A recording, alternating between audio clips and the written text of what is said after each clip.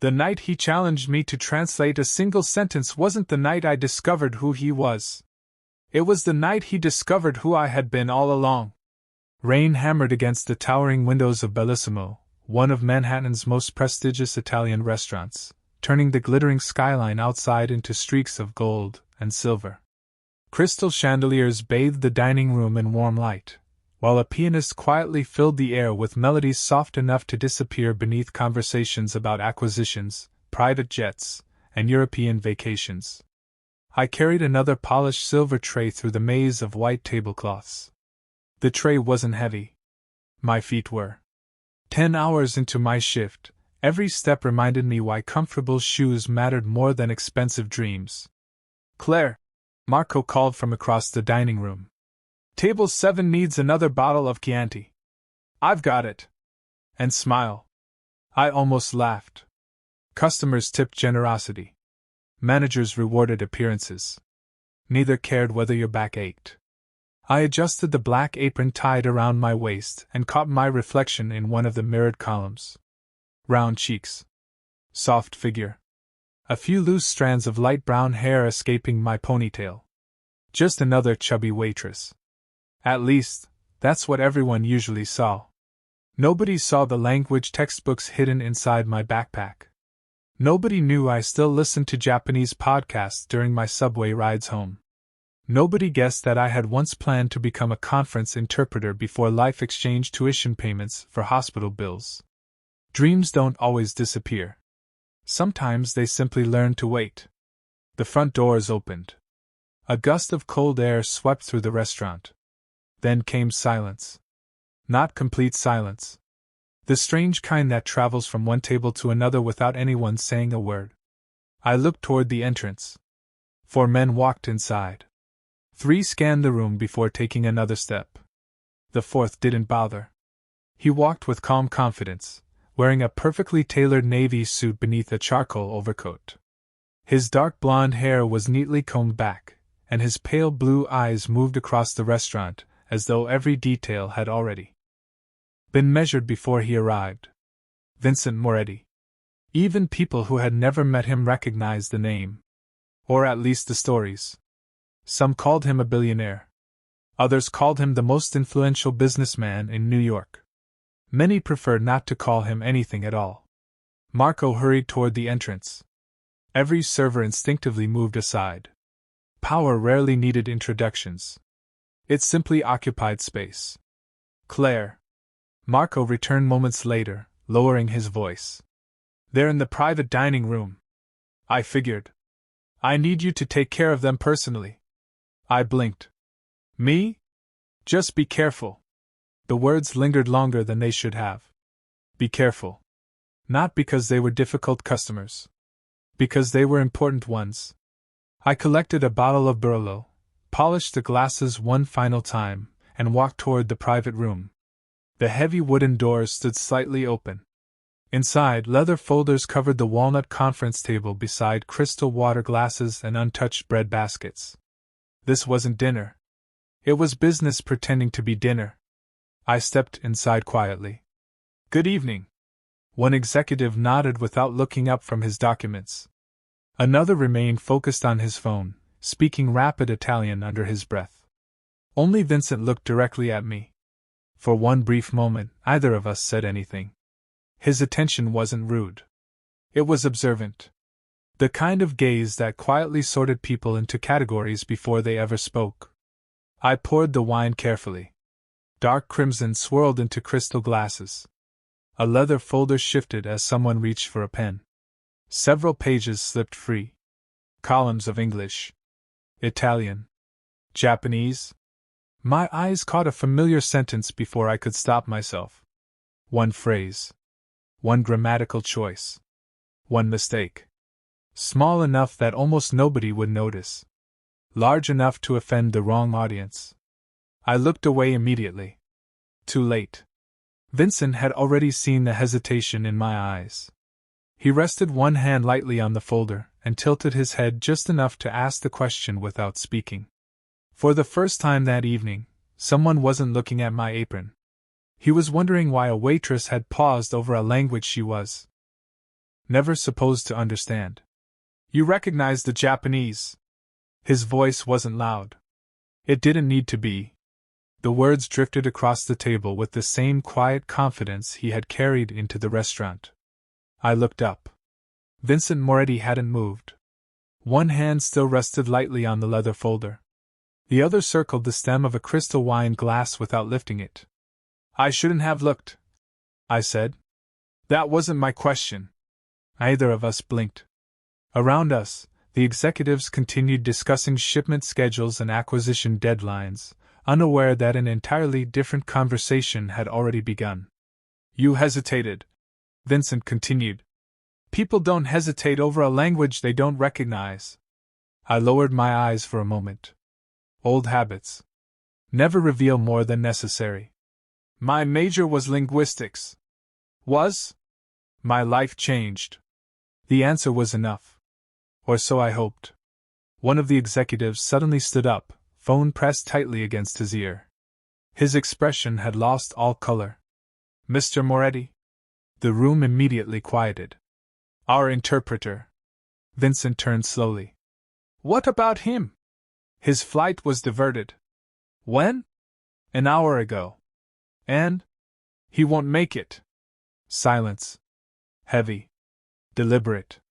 Another executive closed his laptop with more force than intended. The Osaka delegation lands in less than 30 minutes. We've postponed this negotiation twice already. If we cancel again. He didn't finish. He didn't have to. Millions of dollars sat inside those leather folders. Years of business relationships rested on a single evening. And suddenly, there was no one to bridge two languages. Marco appeared beside me almost instantly. Claire. His voice carried quiet urgency. You should probably wait. Vincent interrupted without raising his voice. Every eye turned toward him. Then toward me. Miss Bennett. I straightened instinctively. Yes? How long did you study Japanese? Almost 6 years. One executive frowned. University classes? Yes. And after that? I never finished. A short laugh escaped from the far end of the table. Not cruel. Dismissive. 6 years in college doesn't make someone an interpreter. Another executive nodded. Especially not for international contracts. I remained silent. People had underestimated me before. Teachers who assumed I wasn't serious because I worked nights. Customers who spoke about me as if I weren't standing beside them. Strangers who saw extra weight before they saw effort. It wasn't new. Marco shifted awkwardly. I'll see if another agency can send someone. They can't. Everyone looked at Vincent. The closest certified interpreter is in Boston. So what do we do? No one answered. The rain tapped softly against the tall windows. The pianist continued playing somewhere beyond the private room. The rest of the restaurant carried on as though this room wasn't balancing on the edge of disaster. Vincent reached for the leather folder. He opened it. Turned 3 pages. Then stood. Not dramatically.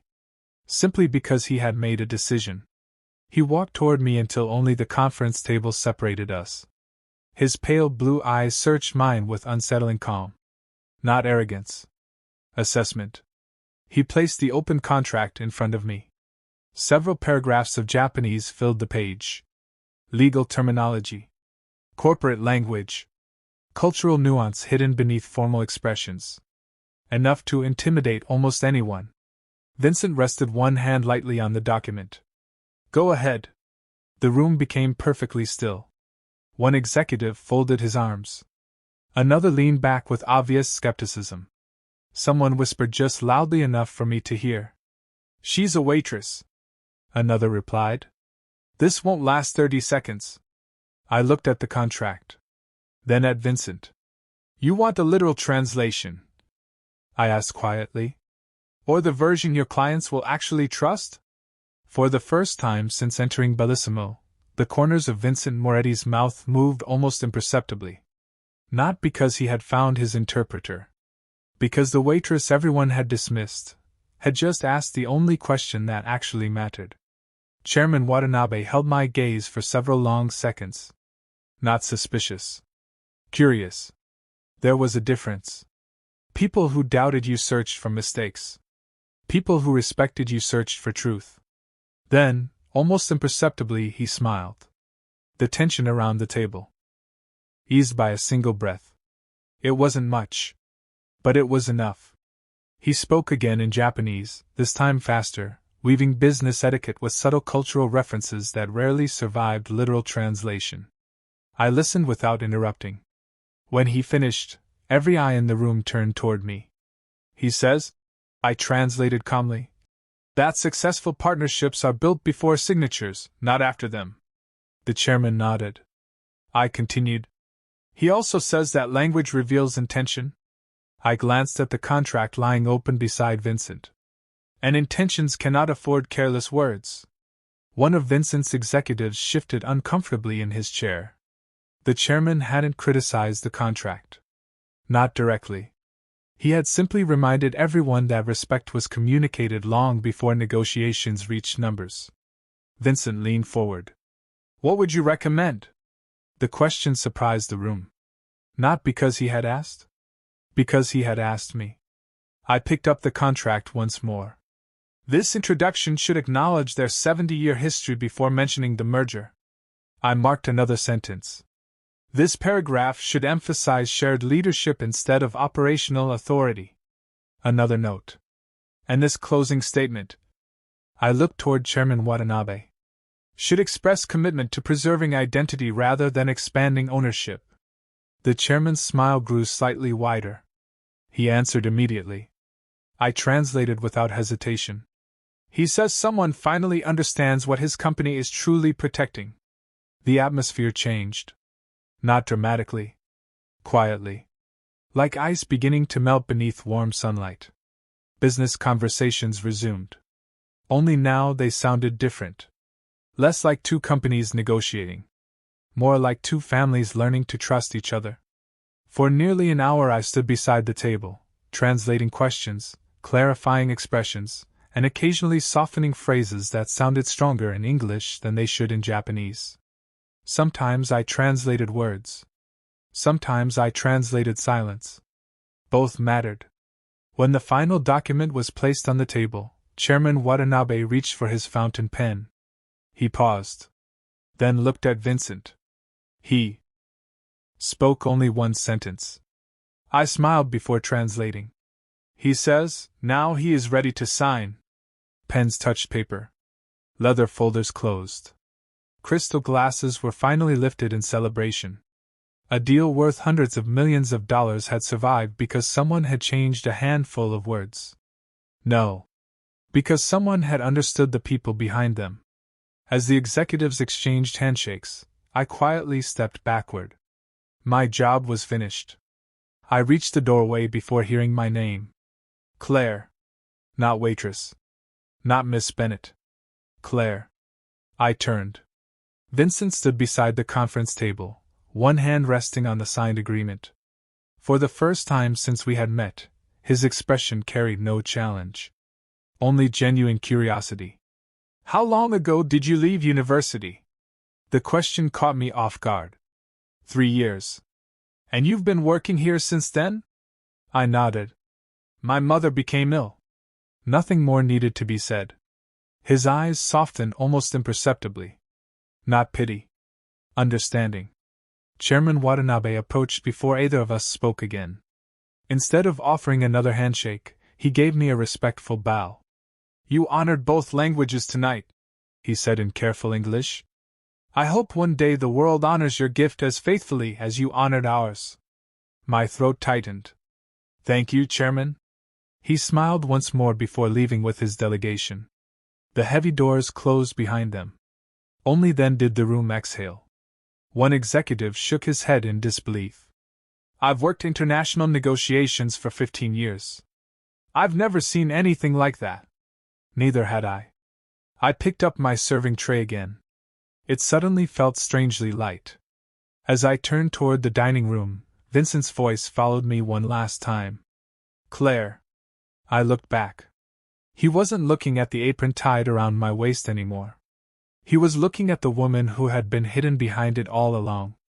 And somehow, that made me far more nervous than translating Japanese ever had. By midnight, the restaurant had emptied into silence. The chandeliers still glowed. The marble still shined. The rain still traced silver lines down the windows. But Bellissimo no longer felt like the same place. Or maybe I was no longer the same woman standing inside it. I untied my apron in the staff hallway, my fingers moving slower than usual. Not because I was tired, though I was. My feet ached. My shoulders burned. My hair had escaped its ponytail in soft, stubborn strands. But something inside me felt awake. Dangerously awake. Claire. Marco stood near the kitchen door, holding a black business card between two fingers like it might explode. I looked at it. Then at him. No. You don't even know what I'm going to say. Mr. Moretti wants to speak with me. Marco blinked. How did you? Men like him don't leave questions unfinished. Before Marco could answer, footsteps sounded at the end of the hallway. Measured. Calm. Certain. Vincent Moretti stepped into the narrow staff corridor like he had every right to be there, though everything about him looked wrong against the chipped paint, buzzing fluorescent light, and stacked crates of olive oil. Power looked different in a place built for workers. Less polished. More obvious. Marco disappeared with impressive speed. Vincent stopped a few feet away. Miss Bennett. Mr. Moretti? His gaze dropped briefly to the apron folded over my arm. Your shift is over? It is. Then I'll be brief. That's what powerful men say before changing someone's life without asking. A flicker of amusement crossed his face. Then vanished. I want to offer you a position. I almost laughed. Almost. At Moretti Global? Yes. As what? Language and Cultural Strategy Advisor. The title sounded expensive. Clean. Important. Like something printed on thick paper and placed on a door I had never imagined opening. My chest tightened despite myself. That's not a real job. It is now. Of course. Men like Vincent didn't find opportunities. They created them and expected gratitude to follow. I folded my apron more carefully. Why? Because tonight you saved a deal my executives nearly destroyed. Then hire better executives. This time, he did smile. Small. Controlled. But real. I intend to. The hallway went quiet. Somewhere behind the kitchen doors, a dishwasher hummed. A cook laughed softly. Plates clattered in a rhythm so familiar it almost steadied me. Almost. Vincent reached into his jacket and offered the card. Black paper. Silver lettering. His name. His number. No logo. No explanation. Just access. I didn't take it. I don't work for dangerous men. His eyes held mine. You served them all night. Serving isn't belonging. Something shifted in his expression. Not anger. Recognition. No, he said quietly.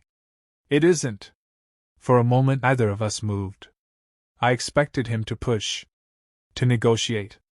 To remind me what he could offer. Money. Security. Doors. Instead, he lowered the card and placed it on the metal shelf beside us. Think about it. I won't. Think about it anyway. I reached for my coat. It must be exhausting. What? Being so certain everyone eventually says yes. The fluorescent light buzzed above us. Vincent stared at me as if I had just translated another sentence no one else dared to say. Then he spoke softly. Maybe that's why tonight bothered me. I paused. Why? Because you didn't need my permission to be extraordinary. The words landed too close to something bruised. I hated that he had found it. I hated more that he hadn't meant to hurt it. So I put on my coat and walked past him. At the end of the hallway, his voice stopped me. Claire. First name. No title. No apron. Just me. I turned halfway. The man who laughed at you during the meeting, he said. will no longer represent my company. You didn't have to do that. No. His pale blue eyes remained steady. But respect means very little when it costs nothing. For the first time that night, I had no translation ready. 3 days passed. No phone calls. No black envelopes. No expensive flowers with unsigned cards. Nothing. It almost disappointed me. Almost. Life slipped back into its familiar rhythm. Breakfast rush. Lunch meetings. Dinner reservations. Customers who smiled when they wanted something and forgot my name the moment they received it. Bellissimo had already moved on from the biggest business deal in its history. Or at least everyone pretended to. I was carrying 2 bowls of mushroom risotto toward table 9 when the front doors opened. The room didn't become silent. It became attentive. 3 men entered. Not loud. Not flashy. Perfectly tailored suits. Quiet confidence. The kind of people who had never needed to ask for a reservation. Marco spotted them immediately. His posture straightened before his feet even moved. He hurried across the dining room. One of the visitors handed him a cream-colored envelope. Marco looked toward me. Then back at the envelope. Then at me again. I sighed. That couldn't be good. A minute later he reached my station. Claire. What happened? They asked for you? I didn't order anything. It's not a delivery. He handed me the envelope. Heavy paper. Elegant handwriting. My name written in dark blue ink. Claire Bennett. No title. No address. Just my name. I opened it carefully. Inside rested a single invitation. Miss Bennett, Chairman Hiroshi Watanabe requests the pleasure of your presence at tomorrow evening's cultural reception honoring the new partnership between Watanabe Industries and Moretti Global. He specifically asked that you attend as his guest. Transportation will be arranged. Vincent Moretti, that was all.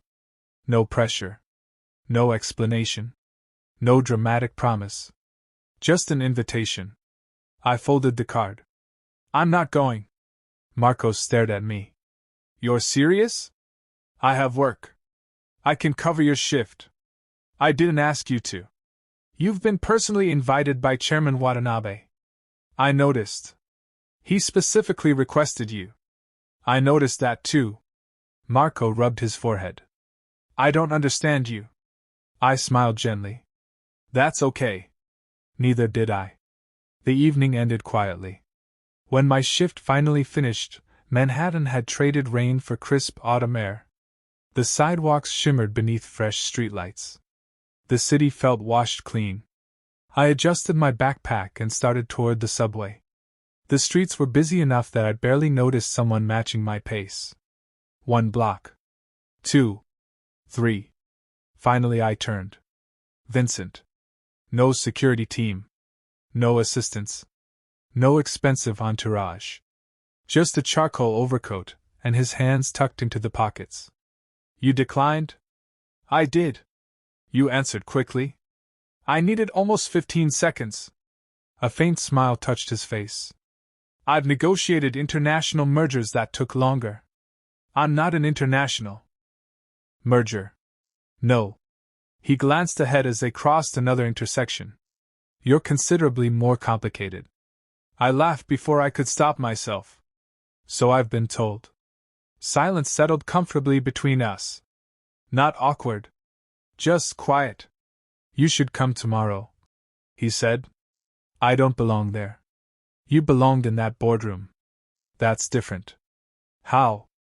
I was helping people. You would be tomorrow. I shook my head. No. He didn't argue. Didn't persuade. Didn't remind me how important the guests would be. Instead, he asked something unexpected. Why are you afraid? I stopped walking. I'm not afraid. No? No. Then why refuse an invitation from someone who respects you? The question lingered. Because he wasn't accusing me. He genuinely wanted to understand. I looked across the street where headlights flowed through Manhattan like rivers of light. I've spent years learning not to mistake one extraordinary evening for a different life. Vincent remained silent. I still wear an apron tomorrow, I continued quietly. I still take the subway. I still pay rent one paycheck at a time. I met his eyes. I don't want one beautiful night convincing me I've suddenly become someone else. For several seconds he simply looked at me. Then he nodded once. Not because he agreed. Because he understood. And somehow, being understood felt far more dangerous than being admired. Vincent walked beside me for another block without saying a word. That was the strangest thing about him. He knew when silence had more power than persuasion. The city moved around us in restless pieces. Taxi lights. Steam rising from subway grates. The distant sound of horns folding into the cold night air. I kept my eyes forward because looking at him made the conversation feel too real. You think accepting the invitation means losing yourself? He said finally. I almost smiled. Is that your professional translation? No. His voice was quiet. That's what I heard. I stopped beneath a street lamp. Yellow light fell over the wet sidewalk, turning every puddle into a broken mirror. For a moment I saw myself there. Black coat. Tired eyes. Backpack strap cutting across one shoulder. A woman standing between the life she knew and the life someone powerful had just opened like a door. I don't know what you want from me, I said. Vincent turned toward me. The street lamp softened the sharp lines of his face, but not the weight in his eyes. At first, he exhaled slowly, I wanted to know how a waitress could do what my best people couldn't. That should have offended me. Maybe it did. But his honesty had no polish on it. No excuse. And now? Now I want to know why a woman that capable believes she has to apologize for being noticed. The words struck harder than I expected. I looked away. My whole life, attention has come with a cost. He didn't interrupt. So I kept going. People don't just see me. They measure me. My body. My job. My usefulness. I laughed softly, but there was no humor in it. Even kindness can feel like another kind of evaluation when you've been underestimated long enough. Vincent's jaw tightened. Not in anger at me. At something he recognized. Maybe in the world. Maybe in himself. I did that to you. I looked back at him. Yes. He accepted it without flinching. I looked at your apron before I looked into your eyes. There it was. No dramatic apology. No expensive solution. Just the truth, plain enough to hurt. And then, he continued, I handed you that contract because part of me wanted to prove my first impression right. A cab rushed past, splashing water near the curb. Neither of us moved. I was wrong, he said. I swallowed. Most people are. I don't want to be most people. The answer came too fast. Too raw. For the first time, Vincent Moretti sounded less like a man making a statement, and more like a man admitting a weakness. I didn't know what to do with that. Power was easier when it stayed cold. Distance was easier when the person across from you never became human. What happened to you? I asked quietly. His eyes darkened. For a second, I thought he wouldn't answer. Then he looked toward the traffic. My father taught me that people were assets, debts, or threats. The words were calm. Too calm. By the time I was old enough to understand love, I had already learned negotiation. That silence felt different. Heavier. Not dangerous. Lonely. I had seen loneliness before. In hospital waiting rooms. In customers drinking alone at closing time. In my own reflection after double shifts when the apartment was too quiet. But on Vincent, loneliness looked like armor. Beautiful. Expensive. Impossible to remove without bleeding. I can't fix that, I said. I know. I won't be your redemption story. I know that too. His eyes returned to mine. But you made me want to become someone who doesn't need one. The cold air caught in my throat. Across the street, the subway entrance glowed green in the darkness. My normal life waited down those stairs. Crowded trains, Plastic seats. Flickering lights. Safety and familiarity. Vincent did not reach for me. He did not offer his car. He did not ask again about the reception. He only stood there and gave me the one thing powerful men rarely offered: a choice. And somehow, that made walking away harder than any command ever could. I almost didn't go. The invitation remained on my kitchen table all afternoon, resting beside an unpaid electric bill and a mug of coffee that had long since gone cold. It looked strangely out of place. Heavy cream paper. Elegant handwriting. The kind of invitation people framed instead of folded. I almost threw it away twice. Instead, I showed up. Not because I wanted to become part of Vincent Moretti's world. Because Chairman Watanabe had asked for me by name. Respect deserved respect. The reception was held inside the grand ballroom of the Lexington Hotel. Crystal chandeliers stretched across the ceiling like frozen constellations. A string quartet played softly near the marble staircase. Business leaders, diplomats, professors, and international executives moved through the room with practiced elegance. I had borrowed a navy blue evening dress from my neighbor. Simple. Classic. Nothing extravagant. For the first time in years, there was no apron tied around my waist. It felt strangely unfamiliar. Almost like I had forgotten part of myself. As I stepped inside, conversations continued without pause. No one recognized me. That was comforting. Then someone did. Miss Bennett. I turned. Chairman Watanabe approached with a warm smile, accompanied by 2 members of his delegation. "I'm honored you came," he said. "So am I." He nodded approvingly. "You honored our language." Then he placed a gentle hand over his heart. "Tonight allow us to honor you." Before I could answer, he introduced me to several guests as the woman who had saved their negotiations. Not the waitress. Not the translator.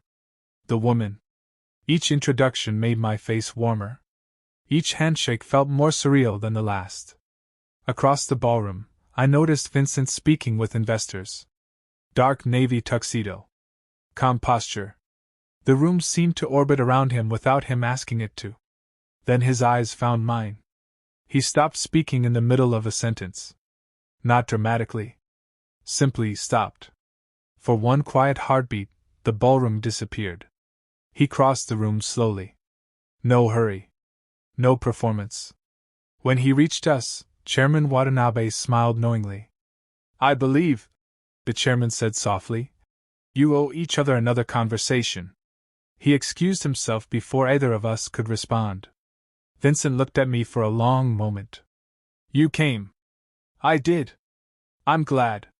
"So am I." His eyes moved briefly over my dress. Not lingering. Not judging. Just noticing. "You look comfortable." I laughed. That's the nicest way anyone has ever avoided saying I look beautiful. A genuine smile appeared. I chose the safer word. "You did. Was I wrong?" I thought about it. Then shook my head. "No." He nodded. "I've learned that accuracy matters." The sentence carried 2 meanings. Both of us understood them. A waiter passed with glasses of sparkling water. Vincent took 2 and handed one to me. "No champagne? I have an early shift tomorrow." He smiled again. "Still choosing your own life?" "Always." He lifted his glass slightly. "To that." The crystal touched with a quiet chime. Not a celebration. More like an agreement. As music drifted through the ballroom, Vincent looked around at the executives, investors, and politicians filling the room. Then he leaned slightly closer. "Do you know what surprises me most?" "What?" "I've spent years trying to impress people in rooms like this." He looked back at me. "And tonight." His voice softened. "The only opinion I'm hoping to earn is yours." For a moment, I couldn't answer. Because somewhere between Bellissimo's dining room and this ballroom, the man who had challenged a waitress to prove herself had become a man quietly trying to prove himself worthy of her respect. 3 months later, Bellissimo still smelled like roasted garlic, old wine, and rain on expensive wool. The chandeliers still glowed above the dining room. The marble floors still reflected people who never looked down long enough to see themselves clearly. And I still wore the apron. By choice. That mattered. After the reception, Vincent offered me the position at Moretti Global one more time. This time, he didn't slide a card across the table. He didn't promise money. He didn't say I belonged somewhere better. He simply told me the door would remain open. Then he stepped back and let me decide. So I did. I enrolled in night classes again. 2 evenings a week, after double shifts, I sat in a classroom with fluorescent lights, a notebook full of verbs, and hands that smelled faintly of espresso. I was exhausted most nights. Sometimes I fell asleep over grammar drills. But I was moving. For the first time in years, my dream no longer felt buried. Only paused. "Claire," Marco called from the host stand.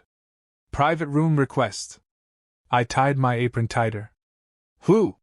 He looked strangely pleased. "You already know." The front doors opened before I could answer. The room shifted. Not in fear this time. Recognition. Vincent Moretti entered alone. No guards. No executives. No storm trailing behind him. Just a dark coat, a folded paper in one hand, and an expression that made my heartbeat forget its usual rhythm. He walked directly toward me. "Claire." One word. My name. Still somehow more intimate than anything else he could have said. "Vincent." He glanced at my apron.